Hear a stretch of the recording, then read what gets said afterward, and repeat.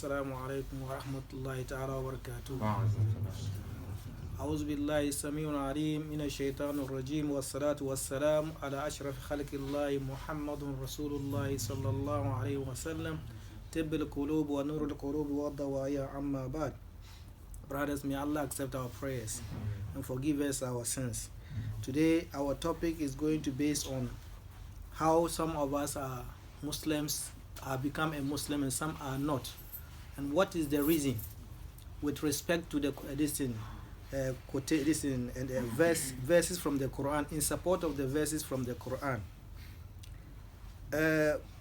Allah subhanahu wa ta'ala is telling us in the Quran, where in Surah Yunus it says that وَمَا كَانَ لِنَفْسٍ أَن تُؤْمِنَ إِلَّا بِإِذْنِ اللَّهِ وَمَا كَانَ لِنَفْسٍ أَن تُؤْمِنَ إِلَّا بِإِذْنِ اللَّهِ وَيَجْعَلُ الرِّجْسَ عَلَى الَّذِينَ لَا يَعْقِلُونَ. So brothers, this is a verse which we should all ponder over it. There is no soul, according to the Quran, simply وَمَا كَانَ لِنَفْسٍ. There shouldn't have been a soul أَن تُؤْمِنَ إِلَّا بِإِذْنِ اللَّهِ, for the soul to believe unless with the what? With the permission of Allah subhanahu wa ta'ala. Illa bi iznillah. So brothers, let us ponder over this verse from the Quran. Islam is a gift, but the gift comes to you with the permission of what? Allah subhanahu wa ta'ala. So we could see some people are Muslims and some are not Muslims. Why? Because if you are lucky and Allah give you the izn, the permission, the access to Islam and accepting Islam, you have to say Alhamdulillah. This is what Allah said us told us in the Quran. وَمَا كَانَ لِنَفْسٍ أَن تُؤْمِنَ إِلَّا بِإِذْنِ اللَّهِ. The soul of human being would not have been what? Been able to believe until when Allah gave him the permission. You could imagine, some are even born in the Islamic community, but at the end of the day they grew up and be what? Not Muslims. We could see the uncle of Prophet Muhammad ﷺ, when he was about to pass away, Rasul went to him and talked to him because he was very dear to Rasul. He helped Rasul to do so many things. He protected people, enemies of Islam, not to get closer to him. So when he was about to die as a non-Muslim, Prophet went to him and sat by him. He said, Kul kalimatun uhajuka indallahi yawm al-qiyamah. Say something that yawm al-qiyamah I can be an intercessor. I can make shifa for you in the presence of Allah. Say some words. What are the words? Just say La ilaha illallah Muhammadur Rasulullah. And that time Abu Jahl and the other people of his community of the palace, because he was a king among the Arabs, he was one of the respected people, Abu Talib afwan. So the Prophet was just advising him, Kul kalimatin uhajuka bihi yawm al-qiyamah indallah. Say something that I can stand in front of Allah so that I can just what?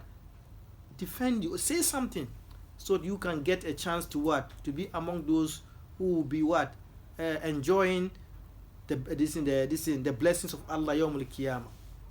He tried and tried and tried.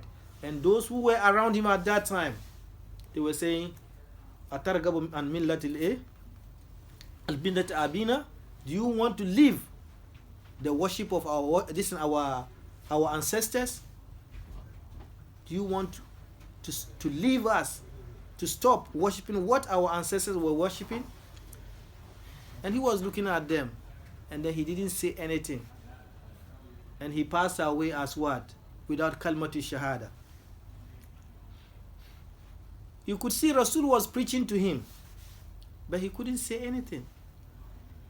So there was no izn from Allah for the uncle to accept Islam. So Rasul cannot force somebody to be Muslim. This is one point.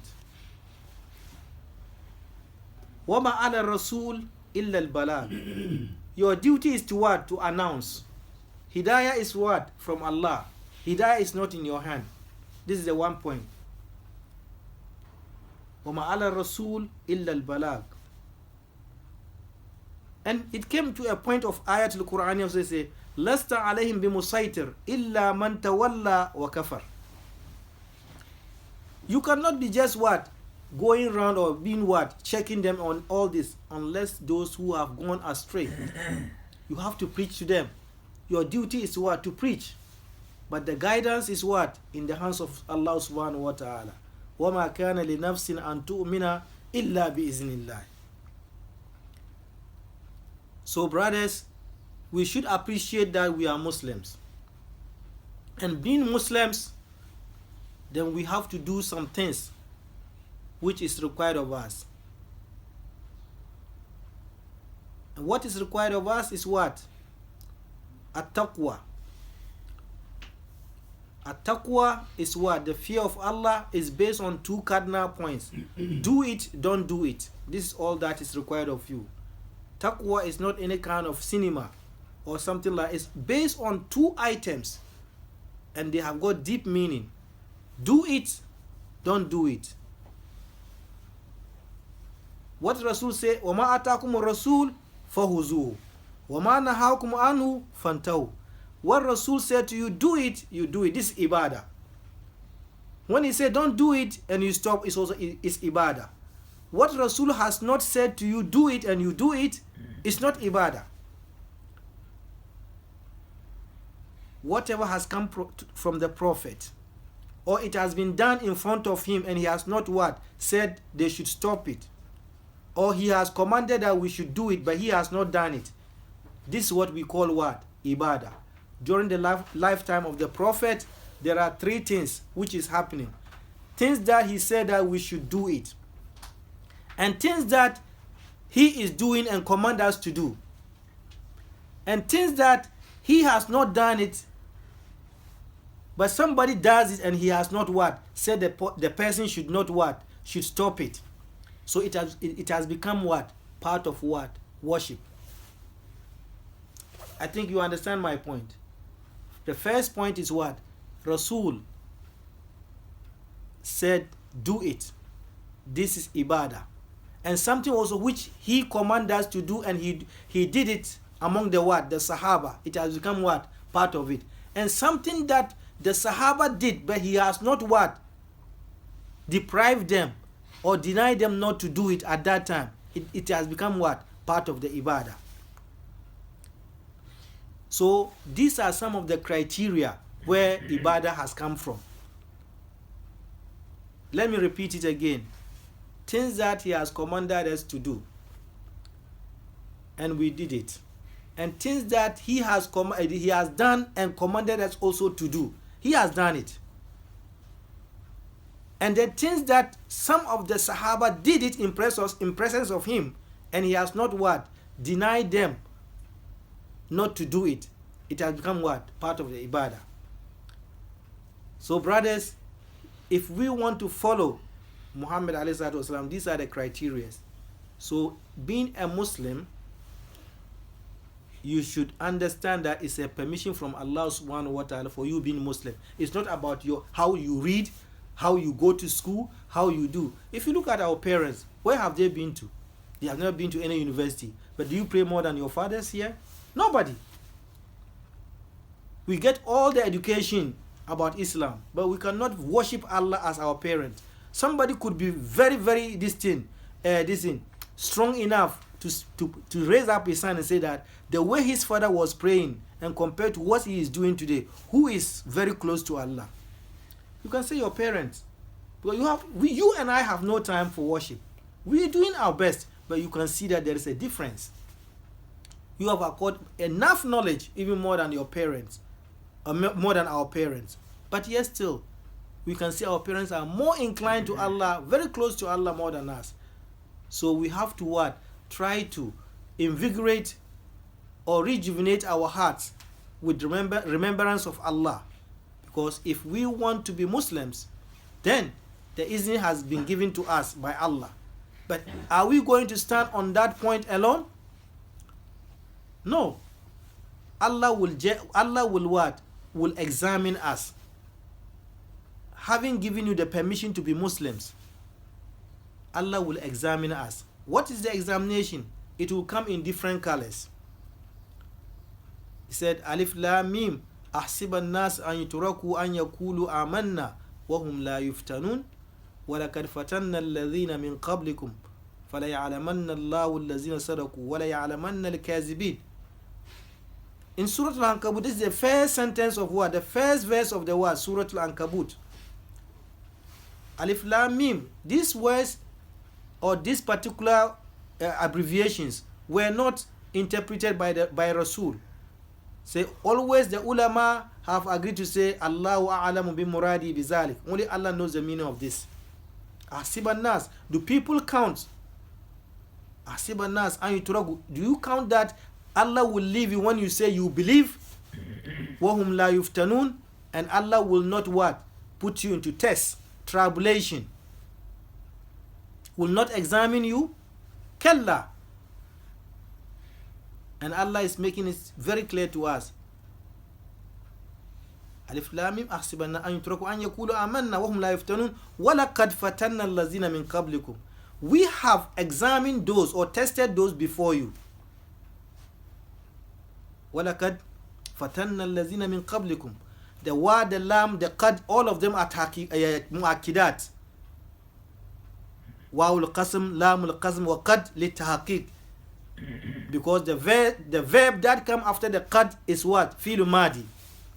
Any qad that will precede a verb which is fi'l madi, it means what? At-ta'qid. Ay litahqiq. وَلَقَدْ فَتَنَّا الَّذِينَ مِنْ قَبْلِكُمْ.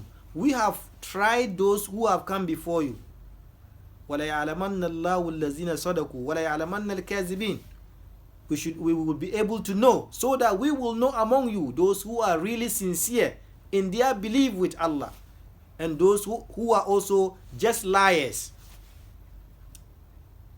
So these are some of the things. Allah has given you the permission, you are a Muslim, alhamdulillah.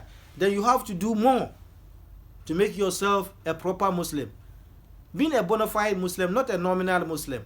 Now we have got a nominal Muslim in the world. Some are Muslim by names. They don't pray, and you cannot say they are kafir, and they are nominal Muslims. We call them nominal Muslim. You cannot say they are kafir unless they have come clearly and said that we have stopped Islam. We are no more Muslim. That time you can say he's a non-believer. But so long as he goes to prayer 1 day, 2 days, or 1 week pray, and then 1 year not praying, you cannot say he's a kafir. Still, there is something that deprives you not to say that he's not a Muslim. This is a nominal Muslim. But a bona fide Muslim is doing as much as he can every day to come closer to Allah subhanahu wa ta'ala. So we are now in an examination, whether we are Muslims or not Muslims. We could see what is now going on in the world. The sickness that has come flying in the air without a border,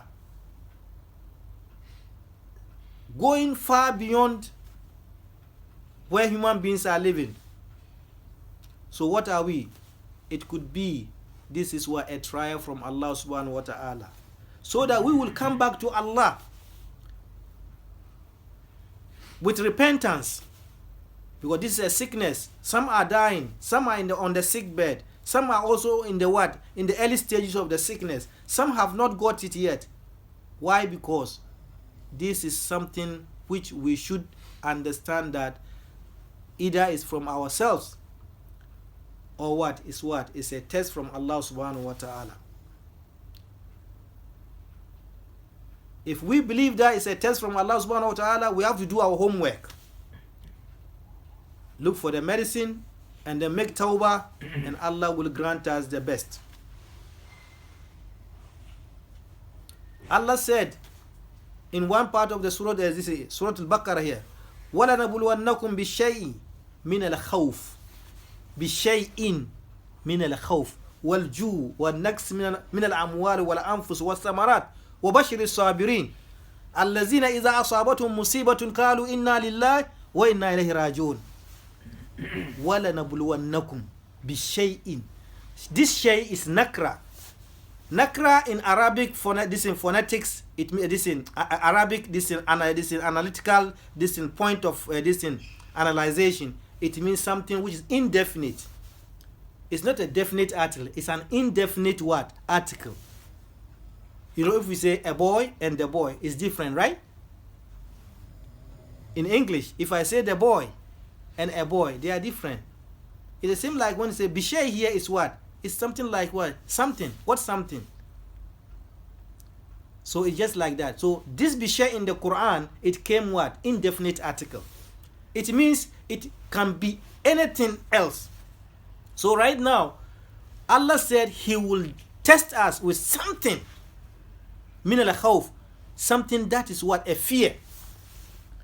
Min al-khawf. Not all fear. Some part of fear. Are we not afraid now, all of us in the world? We are all afraid now, right? We are in fear. Hajj Munir, aren't we in fear? Because of this sickness. We are all in fear. وَلَنَبْلُوَنَّكُمْ بِشَيْءٍ مِنَ الْخَوْفِ. Something what? Of a fear. And the ayah goes further to explain certain things. But my point of interest is what? The fear. We are now living in fear. But if you go extra mile, where you say, وَلَنَبْلُوَنَّكُمْ بِشَيْءٍ مِنَ الْخَوْفِ وَالْجُوعِ وَالنَّقْصِ مِنَ الْأَمْوَالِ وَالْأَنفُسِ وَالثَّمَرَاتِ.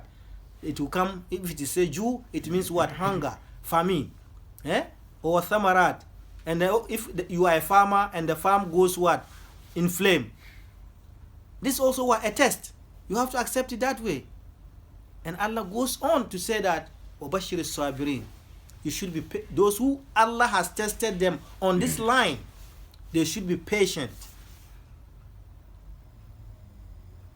Patient in what sense?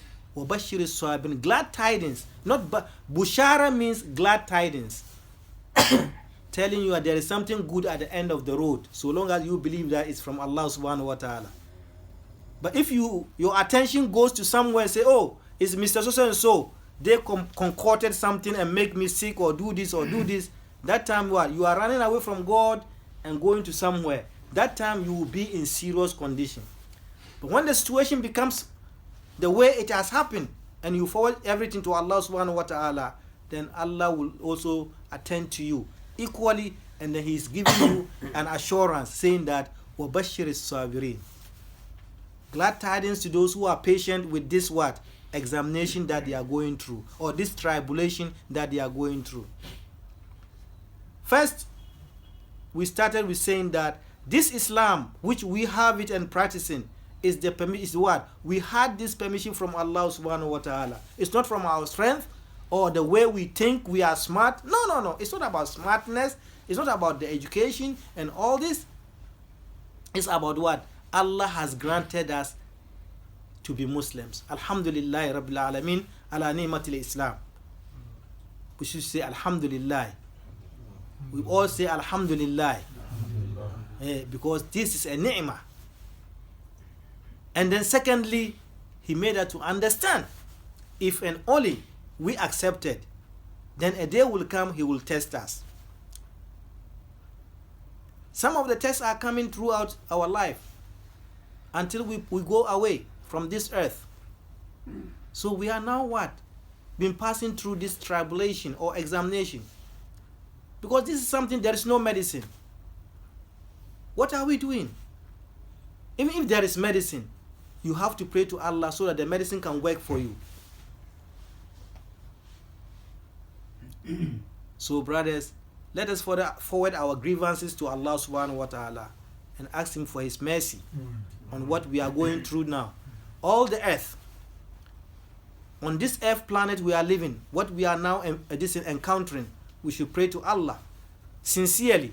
We should all surrender to Him and do our homework by looking for the necessary medication and necessary things that we should carry on as human beings to protect ourselves from this kind of disease that is going without border. May Allah forgive us. May Allah forgive us. May Allah forgive us and make us stronger in our faith. And make us stronger in our faith. رَبَّنَا تَوَفَّنَا مُسْلِمًا وَالْحِقْنَا بِالصَّالِحِينَ. May Allah let us pass away on this earth as Muslims.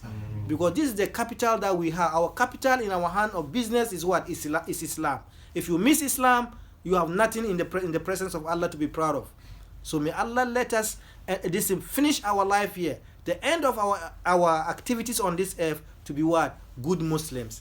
So that Allah will have mercy on us. Not the work we are doing. We are doing it, but it's not enough. But only that we are counting from Allah with His mercy, so that He will grant us Jannah. ربنا لا تؤاخذنا إن نسينا وأخطأنا ربنا اغفر لنا ولإخواننا الذين سبقونا بالإيمان ولا تجعل في قلوبنا غلا للذين آمنوا ربنا إنك رؤوف رحيم. اللهم صل وسلم وبارك على محمد وعلى آل محمد كما باركت على إبراهيم وعلى آل إبراهيم إنك حميد مجيد. وبارك على محمد وعلى آل محمد كما باركت على إبراهيم وعلى آل إبراهيم إنك حميد مجيد. اللهم باعد بيننا وبين خطايانا كما باعدت بين المشرق والمغرب. اللهم نقنا من خطايانا كما ينقى الثوب الأبيض من الدنس واغسلنا بالماء والثلج والبرد. اللهم اغفر للمسلمين والمسلمات الأحياء منهم والأموات الأحياء منهم والأموات. اللهم إنك عفو تحب العفو فاعف عنا. اللهم إنك عفو تحب العفو فاعف عنا. اللهم اشفي مرضانا. اللهم اشفي مرضانا ومرضى المسلمين كله. اللهم اشفي مرضانا ومرضى المسلمين كله. اللهم اعز الإسلام والمسلمين وأذل الشرك والمشركين ودمر أعداءك أعداء الدين واجعل أموالهم غنيمة لنا وانصرنا عليهم وصلى اللهم على رسوله وصحبه وسلم تسليما كثيرا. صلوا على النبي الكريم.